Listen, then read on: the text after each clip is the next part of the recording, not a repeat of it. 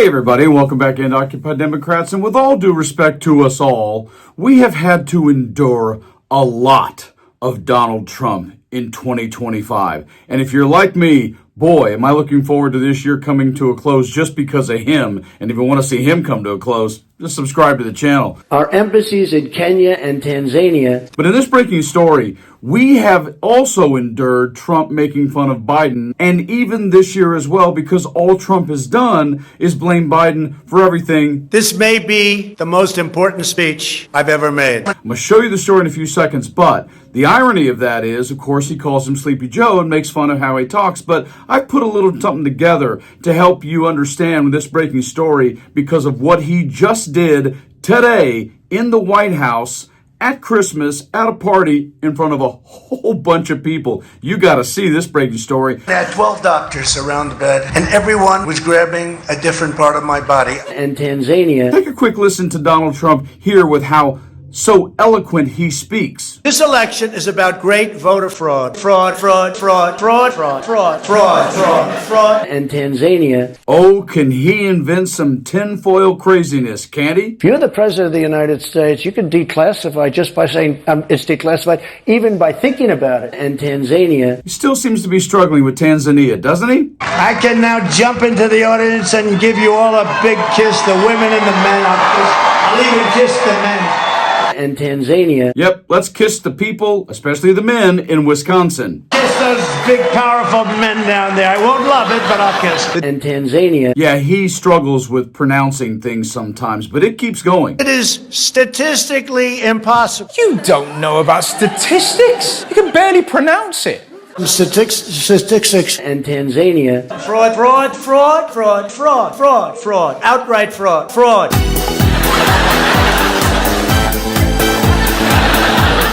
And Tanzania. Oh, you can blame Clinton and everybody else. Bill Clinton took millions of documents from the White House and kept classified recordings in his sock drawer. And Tanzania. Fraud. It was about fraud. Kidney has a very special place in the heart. I know words. I have the best words. And Tanzania. I think this is the real one. Origins, oranges, real trouble there. I hope they now go and take a look at the oranges of the investigation. And Tanzania. Infantry been criminal applicable. A wheel is older than a wall. It's called Make America Great Again. And Tanzania. And of course, the bad dance that no one should ever witness again. This.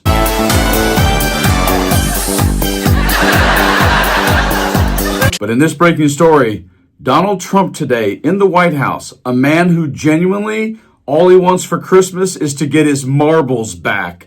Instead of doing things like this speech he just did to cause everyone in the room to look at each other and go, what in the hell is going on? Listen to Donald Trump. Breaking news. Okay, Grandpa. Observers roast Trump's strange rant at White House Christmas party.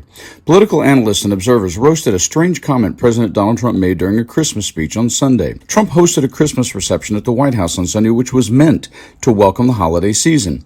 The event was overshadowed by several tragedies, including the fatal shooting at Brown University that took 2 students' lives, a shooting at the Hanukkah celebration in Bondi Beach in Australia that also was fatal for 16, and a lethal attack on American military troops in Syria that took the lives of 3 people. During the speech, Trump weaved through a story about a doctor who went on a hiking trip to Peru with Obama's daughters and was bit by a venomous snake. In quotes, "Look how quiet everybody is," Trump said to the audience. You know, it's funny. When you talk about snakes and things like that, people find it interesting.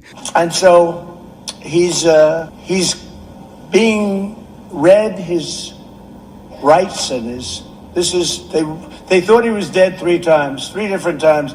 They carried him out, feeding him the antivenom. Over a period of months, he was unconscious for a long time, many weeks, and he made it. I asked him, how you doing today? He said, is it perfect? Look how quiet everybody is. You know, it's funny when you talk about snakes and things like that people find it interesting.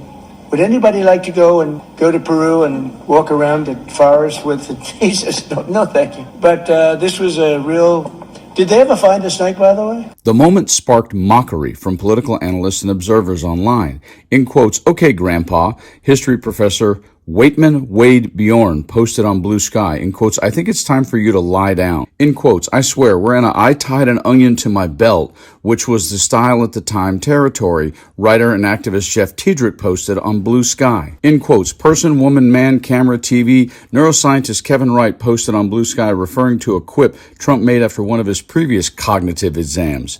In quotes, "I kept wondering why Jake Tapper isn't screaming about this shite from the rafters," Elizabeth Croneyes McLaughlin, founder of the Gala Leadership Project, posted on Blue Sky. Lastly, in quotes, "Gee, I wonder why I had to take 3 dementia tests," Joanne Carducci, an anti-Trump influencer, posted on X. What is he doing? What in the hell is that? A rambling story about Peru snakes and Obama's daughters. Are we kidding ourselves? For our whole lives, we've made jokes about having your fingers on the nuclear codes.